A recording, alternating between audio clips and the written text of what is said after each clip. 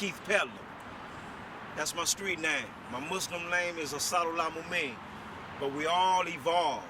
But I started out over this way. This is where I put my name down. This is where I made my name, right here in the Eastside Cabbage Patch Piru gangsters, better known as the Gangsta Pirus today.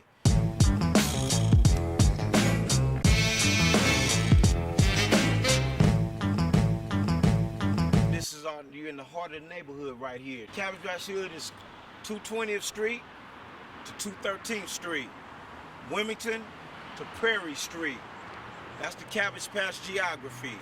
Dolphin Park is our park. We're right there off of 213th and Water Street. South of the Cabbage Patch, we got Callis Park, Pirus. We got the Scottsdale Pirus. And on the west side, we got the Westside Pirus, Scott Parks, and the Westside Pirus. We got Scott Park, and we got Westside Pirus, and we got Grace Avenue Pirus. To the north of us is 190 East Coast Crib. We could walk through the oil refineries to get over there. We could walk over there because the Carson Mall right there, you know, and we should stroll right on over to the Carson Mall, get our bang on. During those days and times, we was about hands. It wasn't about killing our people like that. And Delamo and the Patch used to party at times together at Dolphin Park, different parties in Delamo, some parties in the Patch. Let me break something down about Carson. The Pirus been over here in Carson since '74. Scottsdale Pirus were the first set of Pirus originally in Carson, you know, and you had Centerview down the way. But during that time, Carson had no city hall, it had no sheriff station, it was a lot of fields, it was a lot of swamps, and Carson, basically, we had to answer to Firestone police used to come through and police Scottsdale, and the sheriffs used to come over here. And we had to go to Compton for all our court situations. Anything we had to answer to Compton's courts. The Compton Pirus brought the Pirus to Scottsdale. Scottsdale Pirus brought the Pirus to the Cabbage Patch with the Compton backing me. I lived on 215 Street. That's where moms and them bought their house when we came from Scottsdale. Yeah, and basically, once I got put on at 13 years old as a Piru, it was Piru Blood from then on. And I just want to address that because some people have a tendency to go back into my history and think, because I said I started out as a baby crip. Let me get something straight. I was in elementary school, 4th and 5th grade. The homies jumped out on me over there in a 6.5 Chevy. It might have been Big Tookie. They said he had a 6.5 Chevy. At that time, there was no anti-gang conversation. And we was joining gangs like they was our favorite football team. So you got to understand, when you're a little kid, 4th and 5th grade, you looking up to the older cats. So that's what happened.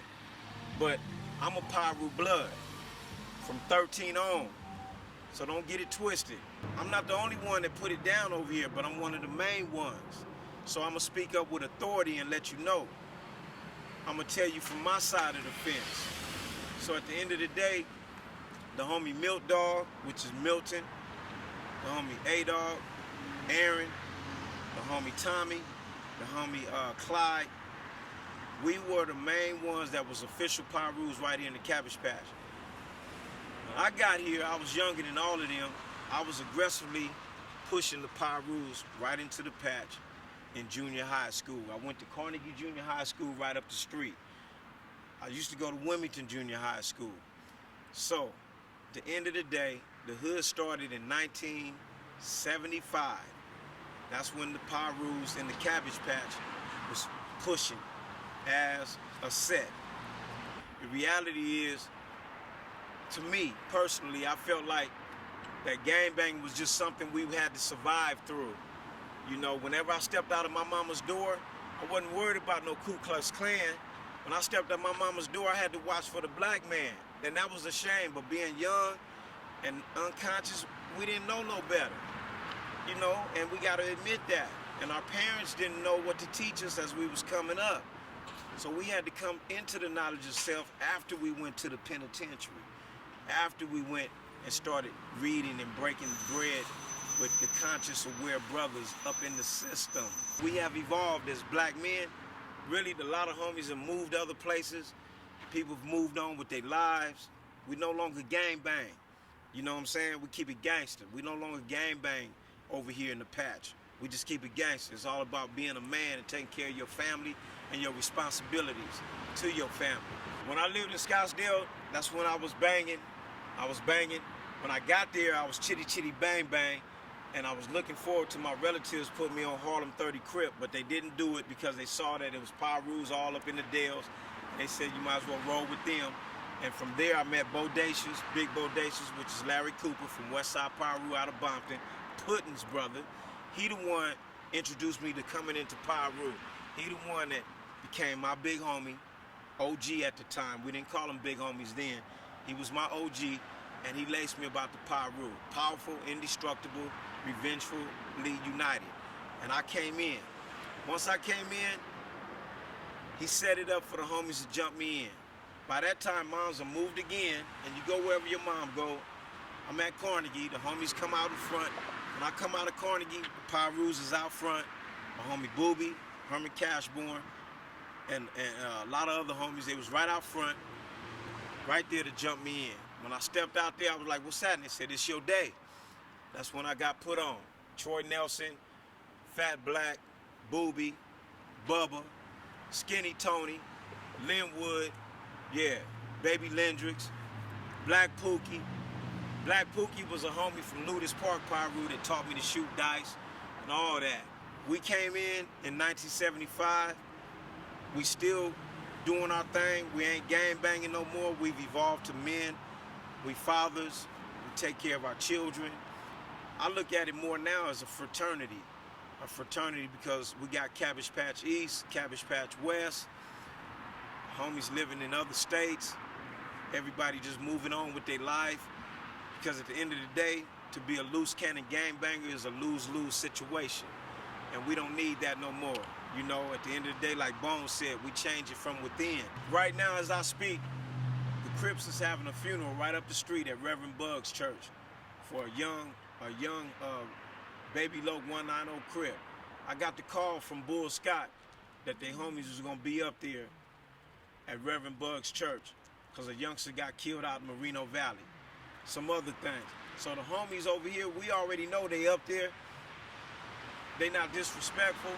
We don't disrespect no funeral, especially in our hood. We don't disrespect no church.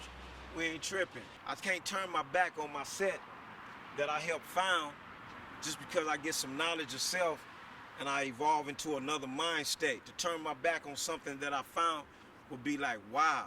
Instead of trying to help them change and evolve, that's the best way for me to do it because I feel responsible. Any life that's lost, I feel responsible. That's in my conscience. That weighs on my heart heavy. You know, I regret a lot of things that I did in my life when I was unconscious, you know, but I did it to survive. In my mind, it was all about survival. I never looked at it as, I'm out here gang banging. No, I felt like it was about survival because I used to question why we killing each other at 17 and 18 years old. So it was all about survival to me. Thanks for watching StreetTV.net. If you're not subscribed, please hit that button below and click the bell to receive alerts and notifications. Like and comment below to give us your feedback, and be sure to watch the 2 related videos to the right. If you want to support this platform or follow us on social media, visit the links in the description and listen to our weekly podcast, The Gangster Chronicles, every Thursday. And thanks for watching StreetTV.net.